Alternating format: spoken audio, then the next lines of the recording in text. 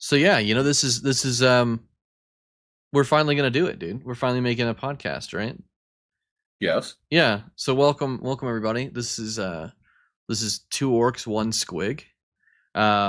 We we're Will and Connor.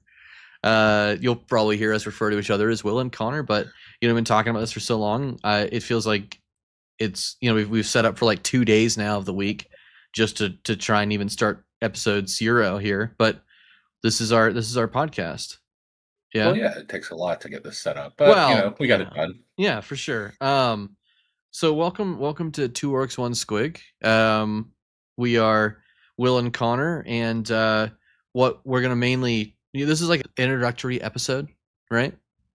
We're going to be going through the Horus Heresy series in chronological order, which is quite the task. But we're doing it with a couple of things, right?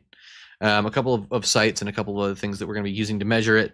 It's going to be starting around the year 700 of M30, around roughly, so like the 700s M30, and going until currently the last book in the Horus Heresy series is called Era of Ruin, but it's not. It's unannounced currently as we're starting.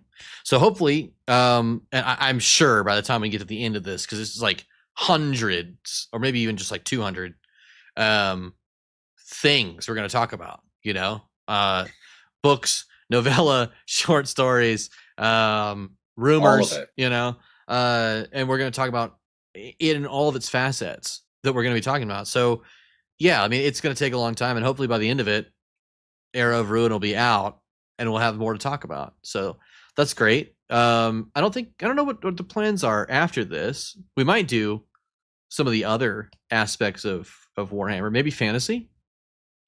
Go into fantasy, like expanding on, further down the 40K line. Sure. I'm hesitant to do that, and maybe we can as we get into it if we love it so much. I'm hesitant to do that because a lot of the stuff that comes after the Siege of Terra, right? It's kind of all over the place with writing. I'm sure there's a statement I could make about it that would make a lot of people mad who really like, the Warhammer 40K after Siege of Terra kind of timeline of M40 and plus, or even like M33 plus. But I haven't enjoyed that side of the writing as much. There are some great stories, but I feel like the Horus Heresy has had the best writing. And it's been designed that way, right? Like they have some of the best writers. Aaron Dembski-Bowden, Chris Raitt, phenomenal writers. And some of the best on Audible. If you're listening to on Audible, I would highly recommend, if books really aren't your thing, Audible is great for this, but they have some of the best voice actors of any Audible book I've ever read too. So that's great, easier to digest, and we're going to be digesting this together. I have a huge love for the Horus Heresy series.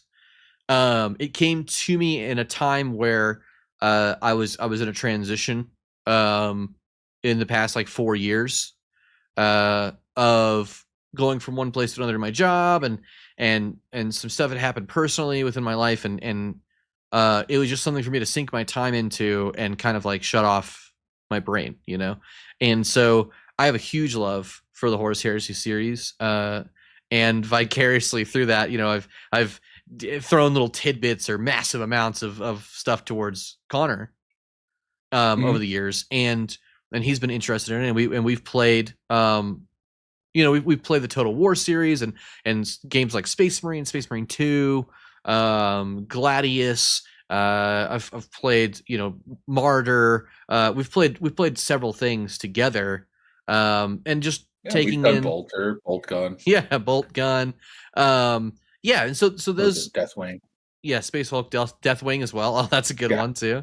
So taking in that Warhammer universe is so cool, and like it's so familiar, right?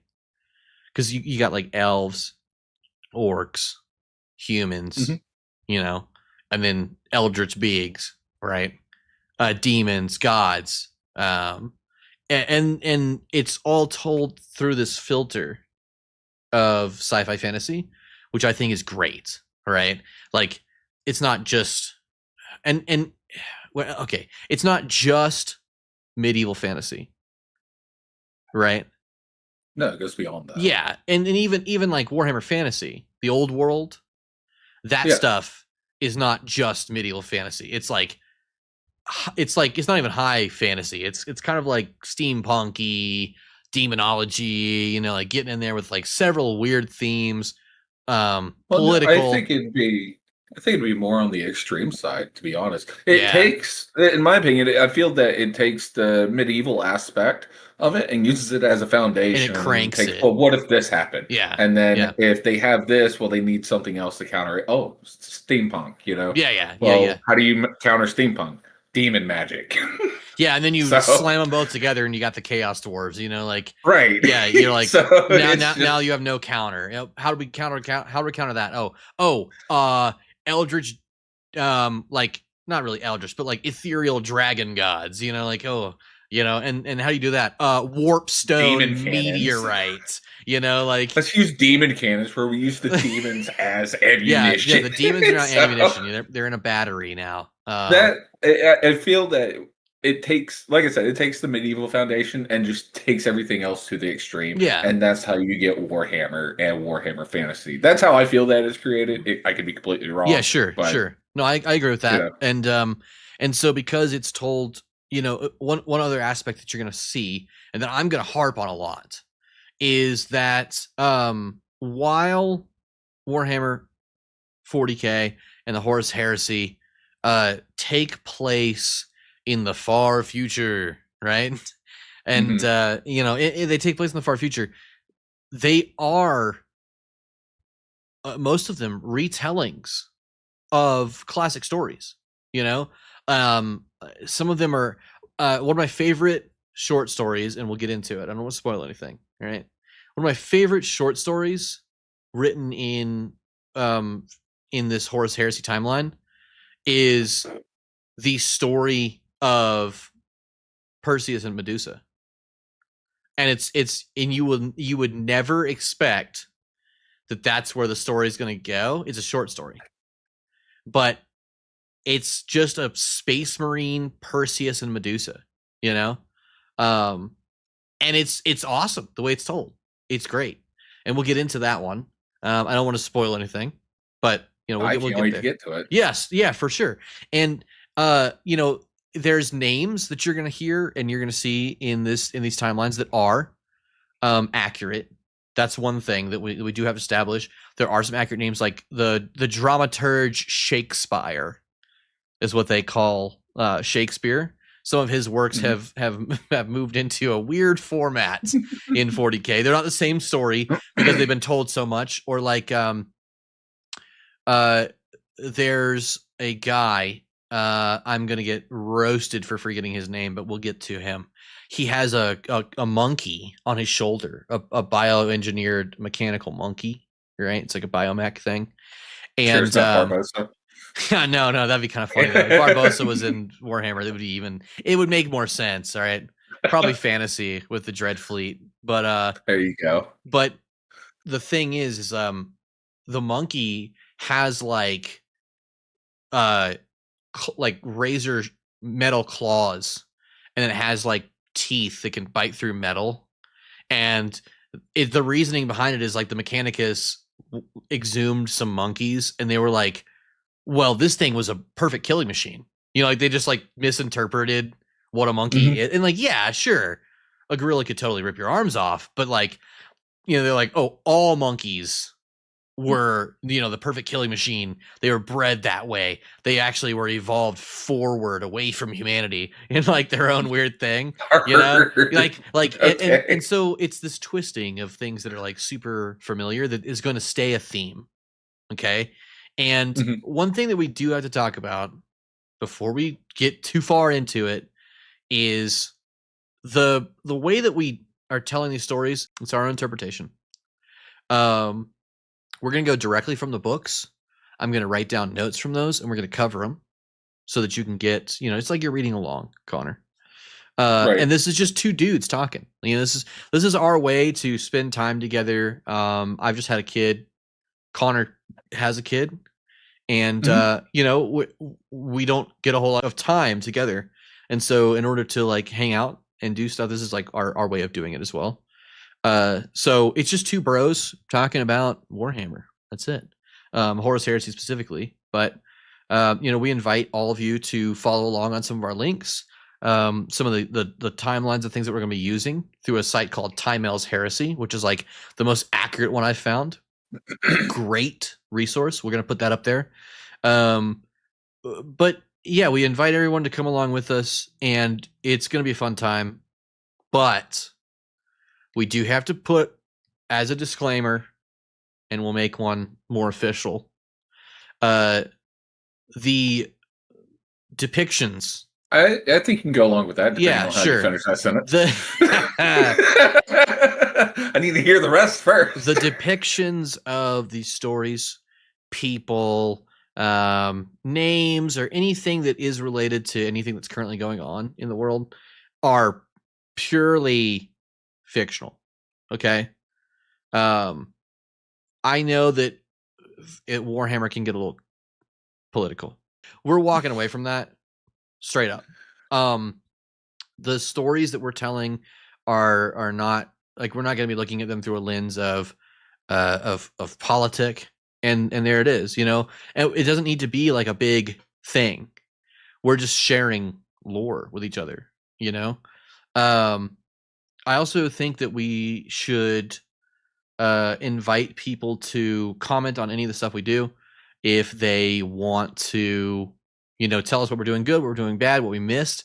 We love seeing that kind of stuff for sure, because it's really, it's this thing we're doing together, but we're also bringing along people who want to listen to it, And I haven't seen anybody do Horus Heresy in a chronological order.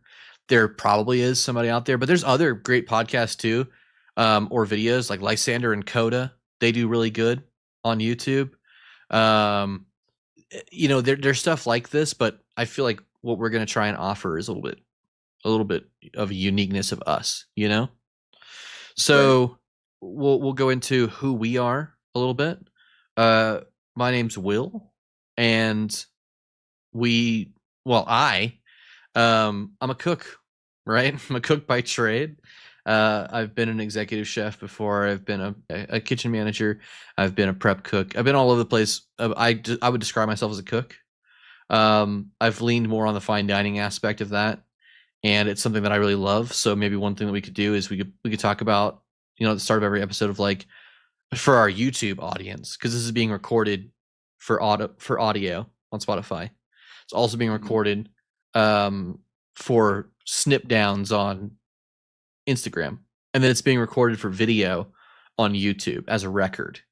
So right. Yes, I've got shine on my glasses. Yes, Connor's camera looks like it has some stuff on it, some schmutz, but that's not the point of this podcast. Yes, we would love to see 500 comments on every video that would say, oh, you got glare going on in your eyes. I can barely see as it is. So I don't even care. I'm telling you, that's why I had to switch screens. I had the other screen up, and it was just like, yeah. Connor's got full blown glare straight across his face most of this video. But I got into Warhammer because I love sci-fi fantasy, and just science fiction in general. Orson Scott Card, I would say, is one of my favorite writers. He wrote the Ender's Game series and others. It goes way past Ender's Game. He's like crazy. Dune has been one of those things that I liked when I was growing up, more so the movies. I haven't really read the books. I would love to, but I hear they go a little wild sometimes too. Maybe that'll be the next series I get into. But yeah, I'm that's a little bit about me, So right. So I'm Connor. I am also a cook by trade. Oh yeah. I don't lean into the fine dining aspects. I'm more of the steakhouse grunt. Yeah, but that's also its own little fine dining. You're presenting. Yeah, it's also its own little fine dining. It's just I don't do all the plates. I cook all the steaks. Sure, basically. Sure. And that's pretty much all I do. And then I play video games and I take care of my kid. You got some miniatures back there too, right? Yeah, I do. So I do build the Gundam units. I customize and paint my own Gundam units. The Neo Japan God Gundam. Instead of it being white, blue, and gold, it's purple and black now. Nice. I thought it looked cool. A little Slaneshi theme. Yeah, a little bit. I think if the purple was a little bit brighter, yeah. Okay. Throw a little bit of gold in there. A little bit of pink. Yeah. Yeah. Because that's the Slaneshi way. Yeah. I see like that Vegeta above your forehead as well. Yeah, Vegeta. I love his character arc in Dragon Ball Z. Sure. Starting off as a villain and then eventually realizing that there's some good in him and, eventually starting a family with Bulma. Bulma's got... I might have to edit this part.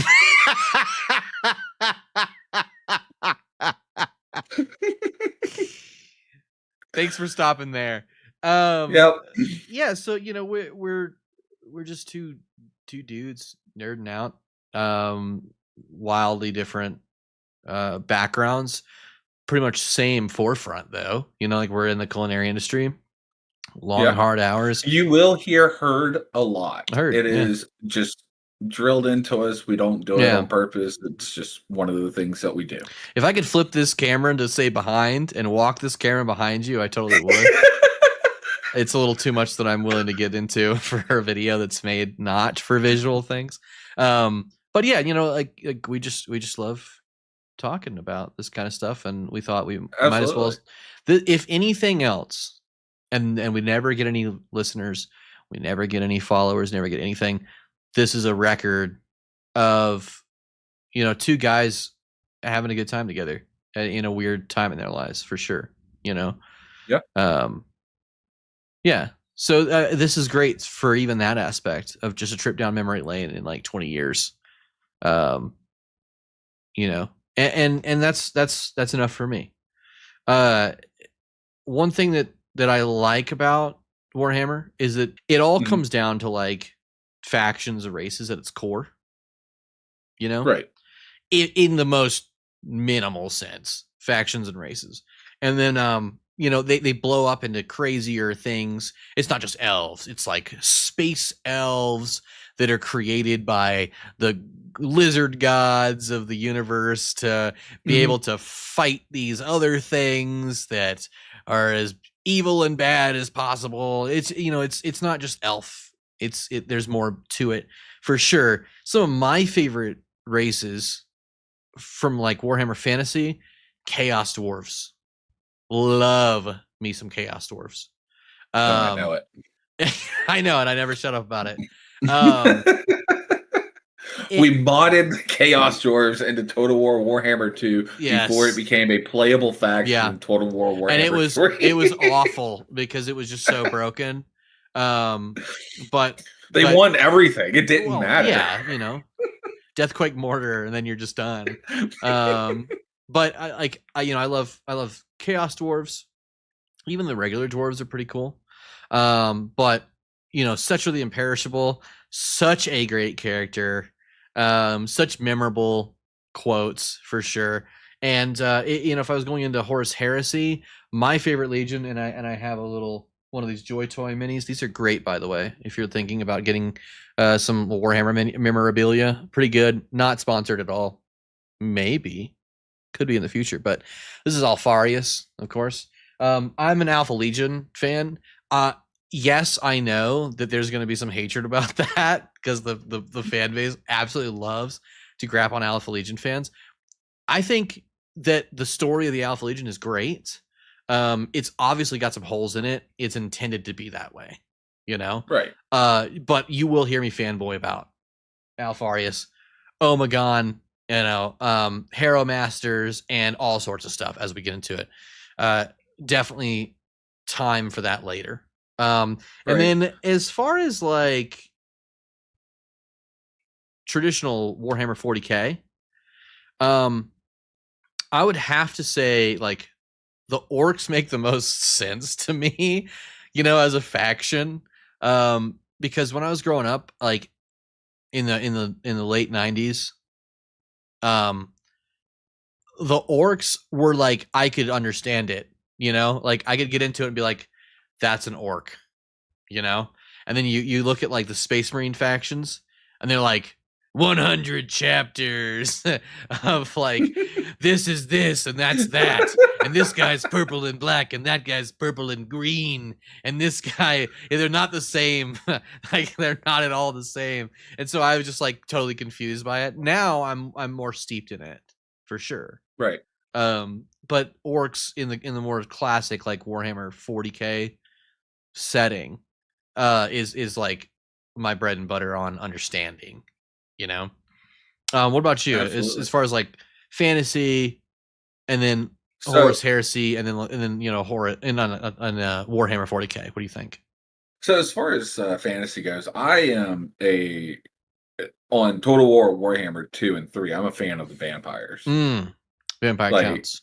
Yeah. Yes, the vampire counts. It's my favorite thing to play. It's cringy, I get it, but it's so much fun. Right. The Raise Dead feature is the best feature. I lose half my army, just raise another one, and it won't cost me a dime. Sure. It just costs me all the souls.